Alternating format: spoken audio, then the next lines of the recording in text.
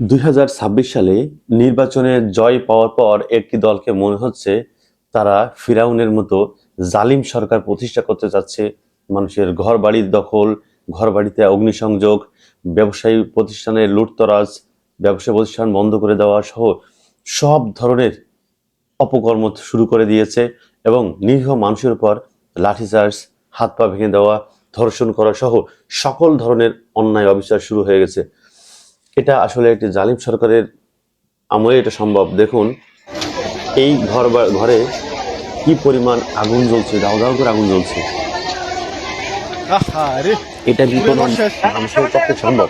আর আশেপাশের এখন তো দৌড়ে যাবো। যারা এই ধরনের কাজকর্মগুলো করছেন, আমি তাদের জন্য একটি কথা বলবো, যদি আপনার ঘরে এমন কেউ আগুন লাগায়, আপনার ঘর বাড়ি সব পুড়ে শেষ হয়ে গেল, অর্থ সম্পদ সব শেষ হয়ে গেল, তখন আপনি কি করবেন? তখন আপনার কাছে কি এটা ভালো লাগবে? আশা করি ভালো লাগবে না। যদি ভালো নাই লেগে থাকে তাহলে এই ধরনের কাজকাম থেকে বিরত থাকুন। আর যারা এখনো ভাবছেন আমরা আগের মতো মানুষ খুন, লুটতরাজ, চাঁদাবাজি, ধর্ষণ, টেম্পো স্ট্যান্ডে চাঁদাবাজি, অফিস আদালতে চাঁদাবাজি সহ সকল স্থানে চাঁদাবাজি করব এবং পার পেয়ে যাব, আপনি ভুল ভাবছেন। এমনটা এবার আর হচ্ছে না। এবার ন্যায় বিচার প্রতিষ্ঠা হতে যাচ্ছে। এমনকি আপনাদের নেতা তারেক রহমানকেও জবাবদিহিতার মধ্যে আনতে হবে।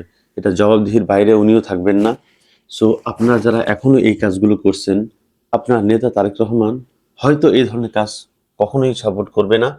আর যখন সাপোর্ট করবে না তখন আপনি কোথায় থাকবেন? আপনি পড়বেন অবশ্যই বিপদে। এমন কোনো কাজ করবেন না যে মানুষের বাইরে, মানুষের জীবন জীবিকা স্থবির হয়ে যায়, মানুষ ক্ষতিগ্রস্ত হয়। মানুষের উপর জুলুম করবেন না। জুলুম করলে সে রাজ্য কখনো টেকে না, সে নেতাও টিকতে পারে না এবং এমনকি আপনিও টিকতে পারবেন না আপনার গ্রামে, আপনার আশেপাশে। আপনি যার ঘর পোড়াচ্ছেন হয়তো আপনার প্রতিবেশী, প্রতিবেশী চাচা, দাদা, ভাই, ভাই বোন, এরাই তো হবে।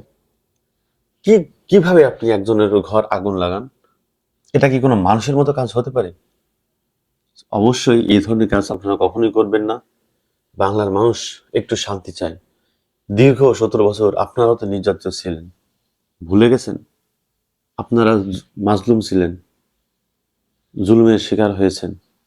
এখন আপনারা যদি আবার সেই ফিরাউনের মতো হয়ে যান, অত্যাচারী হয়ে যান, এটা আপনার জন্য হিতে বিপরীত হবে। তো এ ধরনের কাজ কখনো করবেন না। আমরা সবাই একসাথে বাংলাদেশকে গড়তে চাই, সুন্দর সুশৃঙ্খলভাবে। সবাই শান্তি চাই। যে ধর্মের হোক, যে বর্ণের হোক, একটু শান্তির জন্য মানুষ নির্বাচন ভোট দেয়। এই ধরনের কাজ করলে আপনাদের পরবর্তীতে কেন ভোট দিবে? কেন?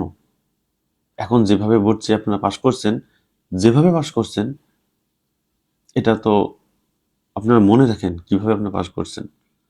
সো এই ধরনের কাজ থেকে বিরত অবশ্যই থাকুন। ভিডিওটি ভালো লাগলে অবশ্যই লাইক, কমেন্ট এবং চ্যানেলটি সাবস্ক্রাইব করে রাখুন। হ্যাঁ, ভিডিওটি ভালো লাগলে অবশ্যই শেয়ার করে দিবেন ইনশাআল্লাহ। আসসালামু আলাইকুম।